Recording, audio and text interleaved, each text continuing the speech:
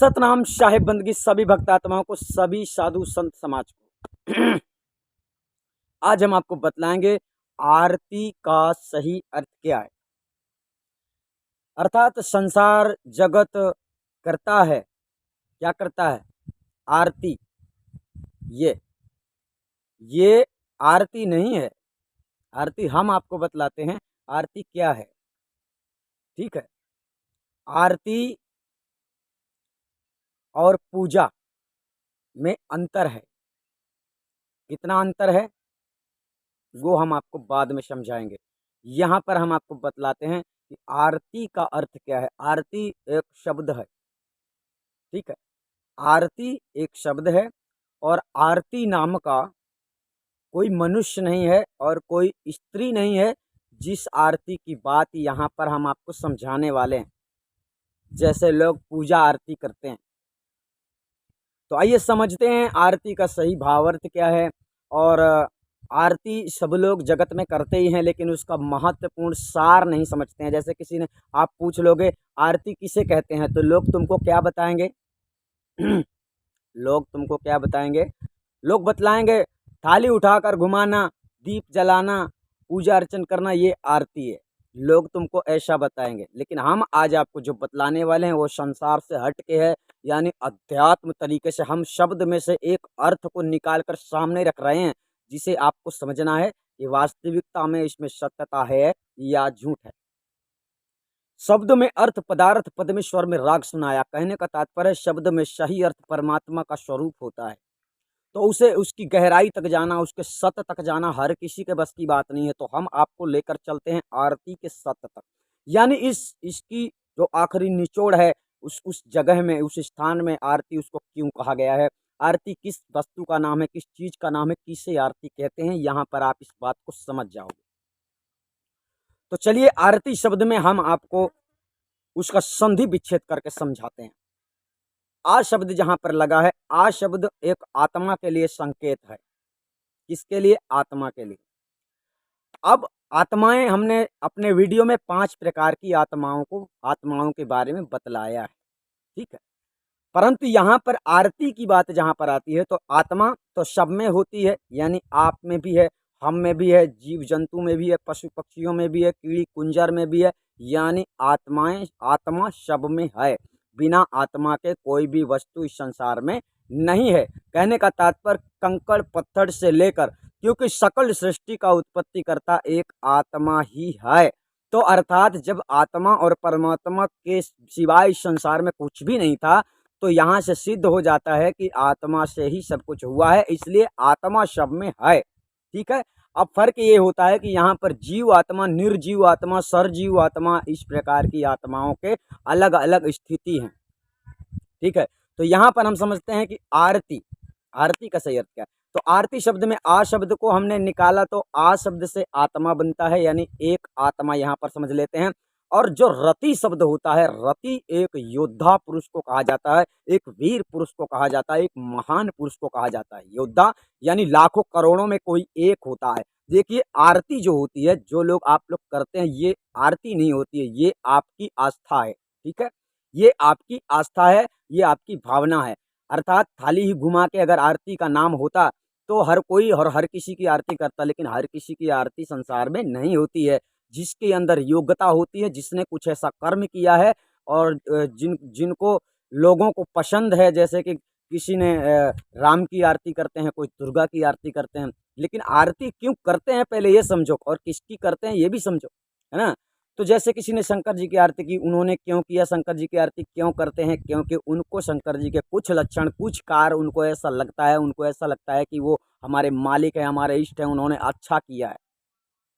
तो एक महान आत्मा, एक आत्मा और एक महान आत्मा, तो यहाँ पर आरती आरती लगा हुआ है, इसलिए आत्मा तो वो है ही, परंतु वो एक योद्धा, एक वीर पुरुष है, जिसने यानी इस संसार में कुछ परस्वार्थ में कुछ ना कुछ किया है। तो इस जगह की आरती, इस स्थान में आरती का नाम आता है। आरती इसको नहीं कहते जो थाली घुमाता है, यानी कि आरती दीप सजा के, दीप धूप लगाकर उसे घुमाना, ये आरती का नाम नहीं, ये तुम्हारी आस्था है। कोई नाच गा के आरती कर लेता है, कोई बैठकर आरती कर लेता है, कोई खड़े होकर कर लेता है, कोई कुछ कर लेता है। यानी अनेक अनेक प्रकार से ये सब पूजा आरती के नाम दिए गए हैं, परंतु आरती का जो विशेष विस्तार अर्थ है वो हम आपको समझा रहे हैं। आ शब्द से आत्मा, आत्मा वो किसी की भी हो सकती है, हमारे अंदर भी आत्मा है और हमने अपने शरीर में रहकर आप लोगों के लिए अच्छा ही सोचा है। हमने सदैव परस्वार्थ का कार्य किया है और परस्वार्थ के लिए आज भी कर रहे हैं। जब तक जिएंगे तब तक परस्वार्थ करेंगे। तो इस प्रकार से एक महान आत्मा जो होती है वो परस्वार्थ के रास्ते में चल पड़ती है, वरना इस संसार में, इस अंधकार में, इस माया के देश में सब लोग अपने ही स्वार्थ में जीते मरते हैं। परंतु जो महान आत्माएं होती हैं वो परस्वार्थ के लिए जीते हैं, उनका जीवन परस्वार्थ होता है, यानी परस्वार्थ का सुख ही उनका स्वयं का सुख होता है। इसलिए ऐसे लोगों की पूजा की जाती है, आस्था रखते हैं लोग ऐसे लोगों पर। यानी कि अगर तुम नहीं बन सकते हो ऐसा तो कोई बना है तो उसका सम्मान तो कर सकते हो। ये सम्मान करने की एक प्रथा है संसार में जिसे आरती कहा गया। लेकिन आरती का सही सही सही का सही उत्तर जो जितना मतलब करेक्ट उत्तर है वो आरती उसी जगह में आता है जहाँ पर एक महान पुरुष कोई अच्छा कार्य करता है जिसे सब लोग सम्मान करते हैं उसके कार्य से प्रसन्न होकर। जो मनुष्य वर्तमान में भी आने वाले भविष्य में भी चलने का रास्ता सिखलाता है, सही रास्ता बतलाता है, जिससे मनुष्य को शांति प्राप्त होती है, शांति प्राप्त हो सकती है, जीवों को सुख शांति मिल सकती है, वह आदमी महान होता है और उसी की पूजा करना ही आरती माना जाता है। और ऐसे लोगों को आप जानते नहीं हैं। यानी आप अपने अपने से सोच लिया है, तो आपने अपने से जो सोचा है तो अपने से तो आप किसी की भी आरती भी कर सकते हो, किसी की भी पूजा कर सकते हो। यानी कि एक किसी को भी तुम राजा बना सकते हो और किसी को भी तुम राजा नौकर समझ सकते हो। यानी ये तुम्हारे मन की भ्रमना सोच के कल्पना है। यानी आप पत्थर को ही पत्थर समझो, वृक्ष को ही वृक्ष समझो, पत्ते को ही पत्ता समझो तो अच्छा है। इस संसार में यही गलतफहमी हुई है कि परमात्मा को परमात्मा नहीं जाना, लोगों ने किसी को भी परमात्मा समझ लिया। यानी किसी को भी परमात्मा समझ लेना आपके दिमाग का मतलब एक मर्ज ही है कि किसी को भी परमात्मा समझ लेना। इसका कारण ये है कि आप सुनी सुनाई बातों पे चल रहे हैं। कहीं किताबों में कुछ लिखा है, कहीं किताब आपने प्रैक्टिकल कुछ नहीं किया है, वास्तविक क्या है। हित की बात हमारे किसने की है और हमारा हित चाहने वाला कौन है। इस संसार में हित चाहने वाला आपका केवल और केवल सत्य पुरुष परमात्मा है और जो कुछ भी मिलता है आपको केवल उसी की देन से मिल रहा है। परंतु इस संसार में कर्म के आधार पे ही सब कुछ मिलता है, चाहे वो मोक्ष हो चाहे कुछ भी हो। जब मोक्ष की बात आती है तो यहाँ पर मोक्ष के लिए केवल एक ही रास्ता होता है, गुरु मूर्ति ध्यान मूलम गुरु मूर्ति, पूजा मूलम गुरु पदम, मंत्र मूलम गुरु वाक्य, मोक्ष मूलम गुरु कृपा। बिना गुरु के मोक्ष संभव नहीं है। इसलिए गुरु के शरणों में पड़ जाना ही आपका मतलब जीवन कल्याण का एक एक आखिरी मार्ग और आखिरी मंजिल है। दूसरा आपके पास कोई ऑप्शन नहीं है कि आप मोक्ष के लिए जो चाहो जी में आए कर सकते हो। ऐसा नहीं है। भांत भांत से संसार भटक ही रहा है तो आप मत भटकिए। अगर आप मोक्ष के लिए दौड़ रहे हैं तो ये आदि अनादि मुक्तिपन संस्था में आपको रास्ता मिल रहा है और आपको आसानी से मुक्ति प्राप्त हो सकता है। परंतु ये है कि आपके अंदर चलने के लिए विशेष आपके अंदर दृढ़ होना चाहिए, आपके अंदर वो ताकत होनी चाहिए, हस्ती होनी चाहिए, हौसला होना चाहिए उस पे इस रास्ते पे चलने का, क्योंकि ये सत्य मार्ग है। सत्य मार्ग पे चलना बहुत कठिन है। ठीक है। जितना आसानी से लोग समझाते हैं, जितना आसानी से लोग बुलाते हैं अपने शरण में और लोग जाते भी हैं, बड़े आसानी से जुड़ भी जाते हैं। शिष्य अपना काम कर रहा है, गुरु अपना काम कर रहा है, यहाँ प्रेम उरम तो कुछ होता नहीं। जबकि गुरु और शिष्य का जब तक एकता नहीं होती है तब तक, जब आप जैसा गुरु है ना वैसा ही शिष्य को बनना होता है। यानी अंतरात्मा से, अंतर चेतना से। और अंतर चेतना से आप तभी गुरु के जैसे बन सकते हो जब आपकी गुरु से लगन लग जाती है, जब आपके लिए गुरु जाग जाए, गुरु के लिए आप जाग जाओ। यानी उसके दुख और सुख हर प्रकार से आपको उसमें यानी प्रेम युक्त होना चाहिए। अगले का जो गुरु होता है, गुरु शिष्य में ये प्रेम होता है, पिता पुत्रोत प्रेम होता है। परंतु ये संसार में आजकल नहीं रह गया है। तो हमारे कहने का तात्पर्य आरती का जो अर्थ हमने आपको यहाँ पर बतलाया है, आरती एक ऐसा स्थान है जहाँ पर कोई महान पुरुष होता है, उसी जगह में ये आरती फिट होती है। जो जो ये आप लोगों की ये आरती घुमाने वाली, घुमाकर करने वाली, ये आप लोगों की आस्था है। और इस आस्था में लोग छोटे रूप में भी कार्य करते हैं, लोग बड़े रूप में भी कार्य करते हैं। तो आरती जो यहाँ पर बताया गया, आत्मा आत्मा आत्मा किसी के अंदर भी है, सबके अंदर है, आपके अंदर भी है, हमारे अंदर है। परंतु देखो इस संसार में किसी की पूजा होती है, किसी मनुष्य की पूजा होती है। क्यों होती है? क्योंकि उसने कुछ ऐसा किया है। तो आपने क्या किया है, ये आपके आप अगर ऐसा करते हैं, आप भी अगर ऐसा हैं, आपके अंदर परस्वार्थ है, तो आप भी पूजनीय हैं, यानी आपकी भी पूजा हो सकती है। ये आरती नहीं है, ये पूजा है। हम आपको जो बतला रहे हैं, इस बात को ठीक से समझना। और ये पूजा को हम इस पूजा का भेद भी समझाएँगे, इस पूजा का अर्थ भी हम आपको अच्छी तरह से समझाएँगे। ये पूजा का यहाँ पर हमने सार नहीं बताया आपको यहाँ पर केवल आरती से मतलब आरती शब्द से अर्थ को संधि विच्छेद करके बताया गया है। मतलब आत्मा, कोई भी आत्मा हो सकती है, आप हो सकते हैं, है ना? और हम भी हो सकते हैं, कोई भी हो सकता है। परंतु इस संसार में आरती के योग्य कौन है, अब ये भी जान लेते हैं, यानी पूजा सेवा के योग्य कौन है? जो परस्वार्थ करता है। परस्वार्थ कौन करता है? परस्वार्थ इस जगत में केवल और केवल एक संत ही होता है जो कर सकता है। वो परस्वार्थ संत क्यों कर सकता है और क्यों करता है, हम आपको बतला देते हैं। संत इस संसार में आत्माओं को मोक्ष का मार्ग देते हैं और मोक्ष करा के ही छोड़ते हैं।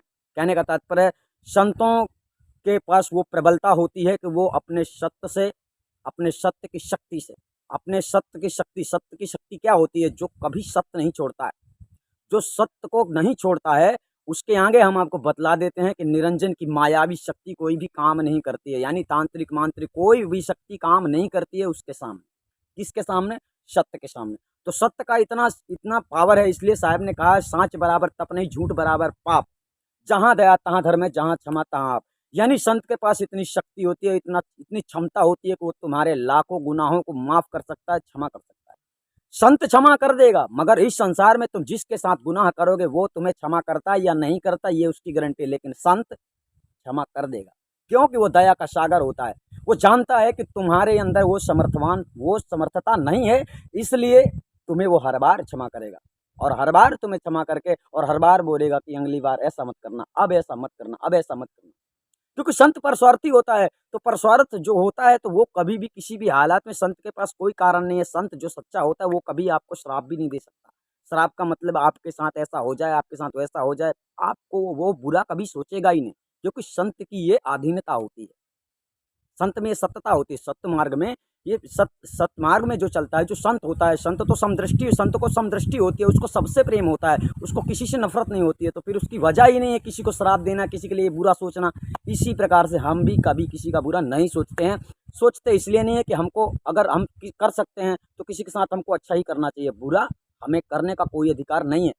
ठीक है, अच्छा भी करने का कोई अधिकार नहीं है, लेकिन ये आदमी की तमन्ना होती है कि चलो अच्छा करते हैं तो हमें खुशी मिलती है, इसलिए हम अच्छा करते हैं। कुछ लोगों को बुरा करने से खुशी मिलती है, तो वो लोग बुरा करते हैं। तो यहाँ आपको समझना है कि आरती के योग्य जो होता है, एक सच्चा संत ही होता है। इस संसार में आपको सच्चा संत जल्दी मिलेगा ही नहीं, ठीक है ना? क्योंकि आदि अनादि मुक्तिपंथ से ये सारी रिसर्च कर लिया गया है। रिसर्च करने के बाद ही हम आपको बतला रहे हैं। आज भी हम खोज ही रहे हैं कि सच्चा कोई सत्य बोलने वाला तो एक व्यक्ति मिल जाए, ऐसा संत दुनिया में मिल तो जाए जो हमसे सत्य केवल बातें कर सके। लेकिन नहीं, केवल किताबें की लिखी पड़ी बातों में ही सामने लोग आते हैं, और किसी प्रकार की कसौटी किसी के अंदर नहीं है। लेकिन मतलब किसी प्रकार का त्याग नहीं है किसी के अंदर, केवल बातें करना है बड़ी बड़ी, आप लोगों को भ्रमित करना है, तो ये कुछ भी कह सकते हैं।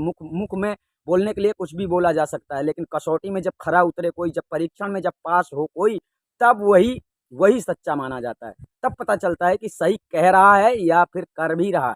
तो कहने और करने में बहुत अंतर होता है, इसलिए समझाने और समझने में भी बहुत अंतर होता है। हमने जो भावार्थ आपको समझाया है, हमने बड़ी आसानी से समझा दिया है, लेकिन आपको समझने में बहुत कठिनाई हो सकती है, बहुत कठिन है। और अगर समझ में आ गया है तो आपको वीडियो लाइक कर देना है और वीडियो को शेयर भी करना है, क्योंकि आरती के बारे में दुनिया जानती नहीं है, लेकिन आरती हमने आपको जो बतलाया है वही सही। और इस संसार में केवल परमात्मा है, उस परमात्मा और केवल परमात्मा ही आरती के योग्य है, उसी की आरती करना चाहिए। और उसके शिष्य दास, उसके जो भक्त होते हैं, सच्चे संत होते हैं, जो सत्य को कभी नहीं छोड़ते हैं, वो आरती के योग्य होते हैं, यानी पूजा के योग्य होते हैं। बाकी तो सभी पाखंडी, भूत प्रेत, जिंद बैताल, खबीस शैतान इतने संसार में पड़े हुए, सब राक्षस यम के दूत जो संसार में आ गए हैं और उल्टा सीधा बात करके संसार के लोगों को भ्रमित कर रहे हैं, तो ये सब पूजा के योग्य नहीं। इनको तो जूता मारोगे तो भी कोई दिक्कत नहीं है, परंतु फिर भी ये आपकी मर्जी है। आप चाहे जिसको भगवान मानो, आप चाहे जिसको शैतान मानो, ये आपको ही पहचान करना है। तो आप लोग समझ गए होंगे आरती का मतलब क्या है, आरती का सही अर्थ क्या है। सतनाम साहिब बंदगी, हम आपको फिर मिलेंगे।